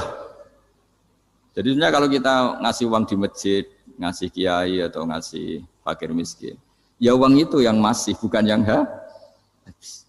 Itu watasodak kata fa'abqaita, yang kamu berikan itu hakikatnya yang masih. Karena sudah ada kamu otak-atik lagi, makanya disebut wakaf. Sebenarnya wakaf itu dulu secara makna lughat, saya ulangi secara lughat. Maknanya itu sudah berhenti, wakafun maknanya berhenti. Nah sodako itu dari kata sodako maknanya benar. Orang yang sering sodako berarti imannya benar. Orang yang uang sudah diberikan berarti dia sudah terputus, wakaf berhenti dari hubungannya dengan dia.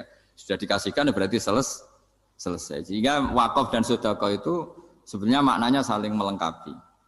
Kemudian orang-orang fikih karena ada disiplin ilmu tertentu, wakaf itu untuk sodako yang permanen, yang abadi, kemudian sedekah untuk infak. Tapi itu kan hanya istilah-istilah dalam disiplin ilmu. Sebetulnya kalau pakai ilmu yang umum, sedekah ya bisa disebut wakaf, wakaf ya bisa disebut apa? Sedekah. Karena maknanya sedekah itu wakaf. Wakaf itu apa? Qat'u raqabatil malik an hadal mal atau an mali. Hubungan pemilik harta ini terputus dari harta itu. Jadi misalnya saya sudah wakaf tanah ini ke masjid, sudah diterima. Buat saya kepikiran gadekan atau menjual sudah tidak bisa, sudah berhenti di situ saja hubungan saya dengan kepemilikan harta itu. Makanya disebut apa? Wakaf. Dan kalau saya wakaf berarti menunjukkan kebenaran iman saya karena sudah